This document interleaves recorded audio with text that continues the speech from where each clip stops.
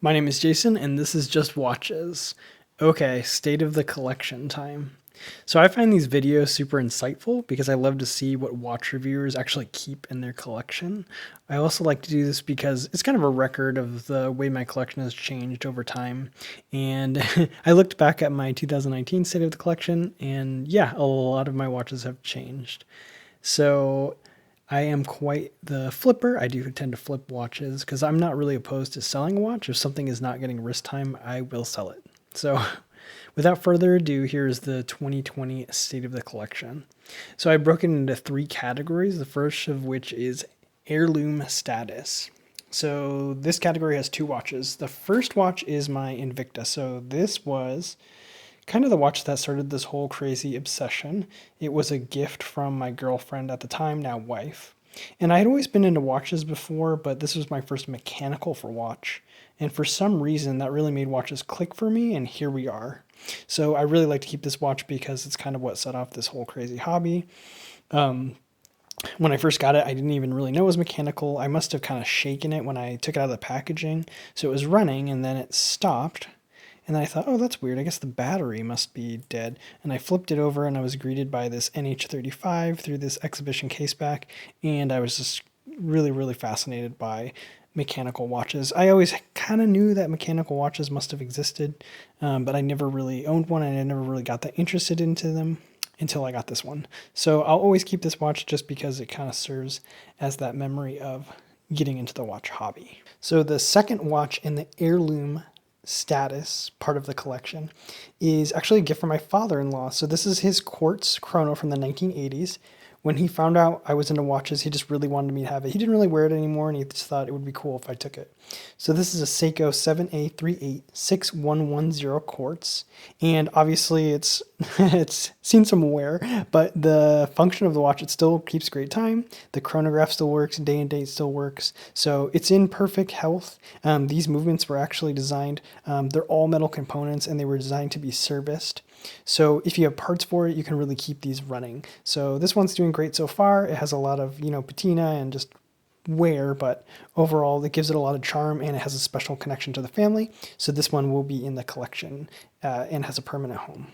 Okay, so the next sub-theme of the collection is I have a few quartz, grab-and-go quartz pieces. They're great. They always have the right time. I don't have to set them or wind them in the morning. So sometimes if I'm not feeling like setting a mechanical watch, I'll grab one of these. You should recognize this one. This is the Casio EFV-100D. And I have this one. I have a good review of this one, and I have showed it down against another Casio edifice. But this one ended up winning, and that other Casio edifice left. I want to get another edifice to challenge this one, but I'm waiting to see it show up from a local vendor. But once I do, we will have another showdown. So we'll see if the EFV 100D gets to maintain its special status in my collection as my Casio edifice. But this is a great little watch. It's a great size. I really like the indices, and it has this really cool sunburst dial. And I like everything about it. So I really like having this one. Like I said before, just sometimes if you want to grab a watch that has the right time, you can just grab one of your quartz watches and you're good to go. So my other grab-and-go quartz is my Timex Allied LT. I really like this one. I like the knurled bezel. Just when I saw it in the 4 o'clock crown position, the tips of the hour and the minute hand have that orange. And then I found this cheapest Nodus strap that pretty closely matches the orange, and it's this cool paratrooper style that links on itself, and I really like it on this strap. And then this is kind of my go-to watch when I'm doing yard work or some other chores where I'm a little bit worried that I might bang up my watch. This is my go-to, and it has served me well in that capacity, and will stay in the collection for that reason. Okay, so now we are getting into what I consider the core collection. So these are the watches that I'm going to keep. I have a few other watches right now, a couple I want to do reviews on, and some that are going to be on the way out. But right now, after my most recent purge, these are the 7 watches that I consider my core collection, and right now they have a safe home for now. But we'll see, what it looks like when I do State of the Collection 2021. So first up is the Seiko Sarb. I think this one is pretty safe. This is a great watch. I don't really have to introduce this watch. If you're into watches, you probably know all about this watch. Currently, though, I did something kind of funny. This is on a Seiko SKX013 Jubilee, and it looks really cool on here. You can use the end links. There is one flaw, but I bet you won't notice it unless I point it out. But I will point it out in case you want to do this. There isn't the little Jubilee piece on this end link because on the SKX, that little Jubilee piece is on the end link. But to do this correctly, you have to put it on the Sarb end link, and there's nothing there. So there is a little gap there, but it's about the size of the Jubilee link. So when it's on your wrist, no one's really going to notice that. So a little tip for you there, if you have the SKX bracelet for the 013, I think it's kind of the perfect size for the Sarb033. So this one, like I said, is one of my favorite watches and is probably safe, especially that Seiko discontinued this model. So I don't think I want to get rid of this because I fear that I will want it back, and they are getting more and more difficult to find.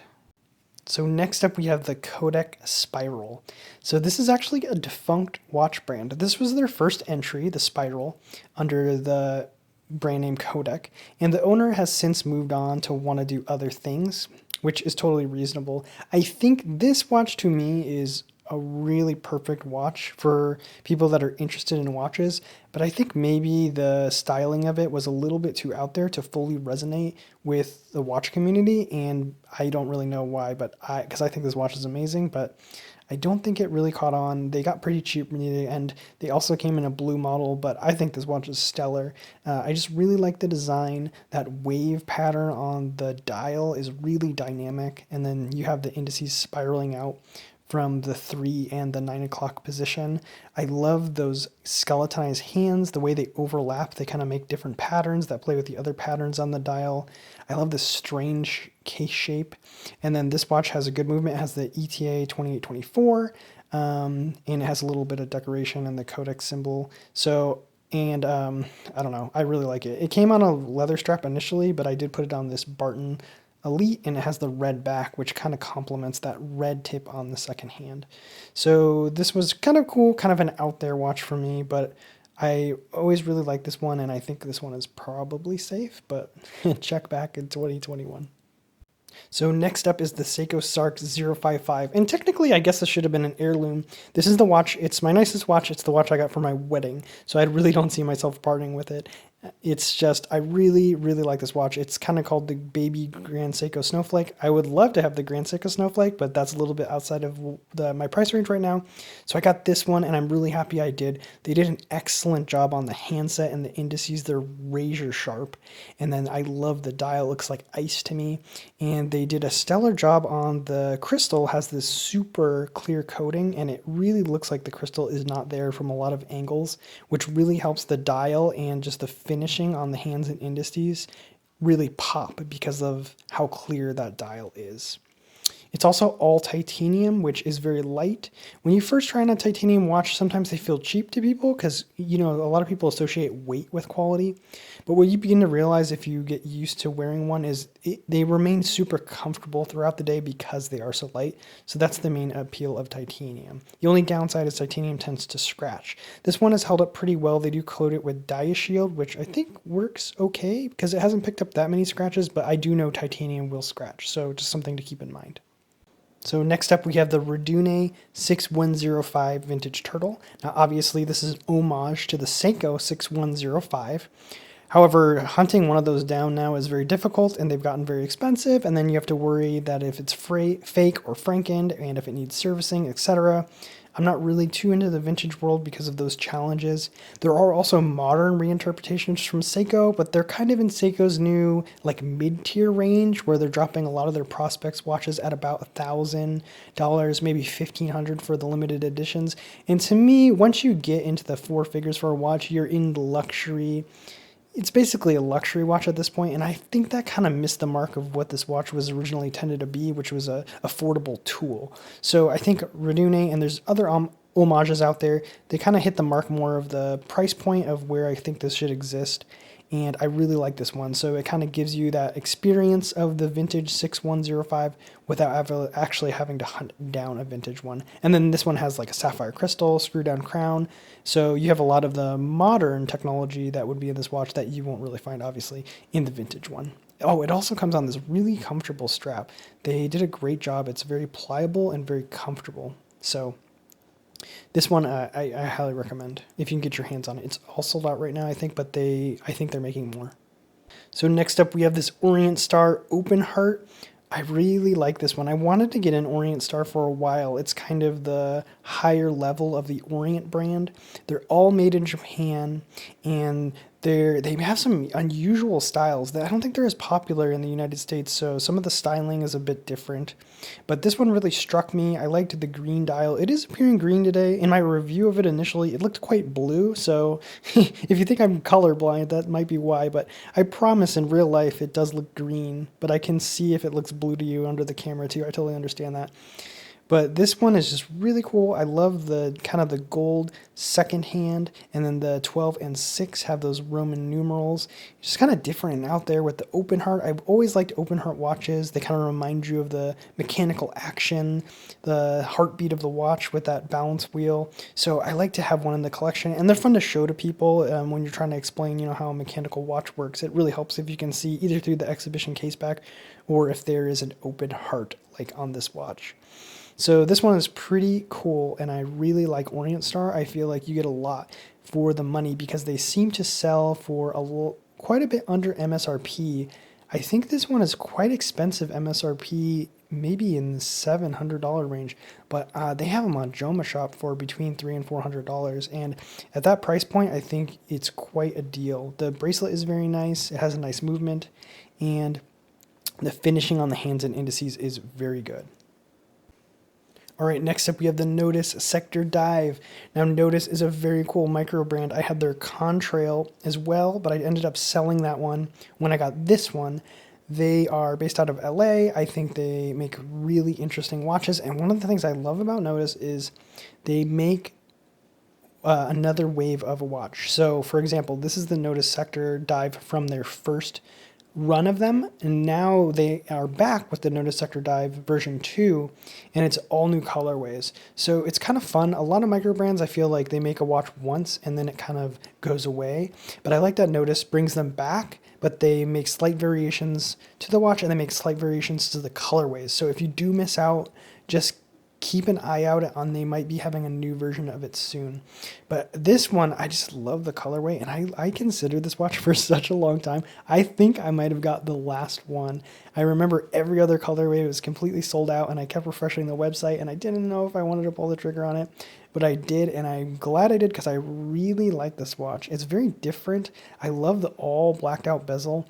It kind of reduces the functionality of it a little bit, but I just love the color scheme, and the bracelet is very comfortable, and I think Nodus makes great watches, and I have my eye on them. I always like to look at their new releases. So this one is safe for now.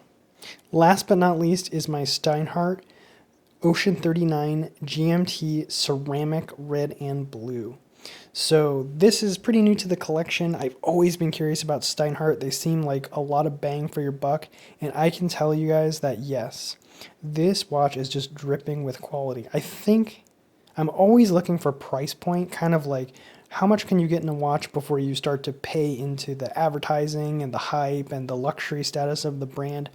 And I think Steinhart might be the perfect balance between, or the perfect price point where you're paying for quality and you're not really paying beyond that, because you're not paying into like this massive advertising budget, and you're not paying into the hype of the watch or the luxury status of the brand. You're just getting quality throughout the watch, and you're kind of just paying that and not really much more. So I think if I could recommend Steinhart, so like someone that just wants like one watch, if someone wanted to have one nice watch, I think Steinhart might be the way to go. You're getting a Swiss movement. They either use ETAs or Sellita movements, and this one is keeping almost perfect time. It's like -2 seconds a day. Everything about the watch is high quality. The finishing is good. The ceramic bezel, the colors are bright. The dial is nice. Just everything I like about this watch. I think the major complaint about some of these is the Cyclops, is the magnification could be a bit stronger, and I do agree. I think it magnifies it enough to justify its existence on the watch, but I would like to see the magnification be a little bit stronger. And then obviously this is an homage, so some people say some people don't really like homages, but I think Steinhart is kind of doing their thing. A lot of their stuffs are homages, but they do have a lot of their own pieces are original designs. So I think they kind of serve both of those fronts with their company. And this one, I just really like this one so far, and I just think it really embodies the price point for a watch. All right, you guys, so there's the 2020 State of the Collection. I have a review. I'll link to all the reviews of these watches. I didn't really go over all the details, and I'm not going to do wrist shots. I didn't want this video. It's already going to be really long, and it's just me rambling, basically.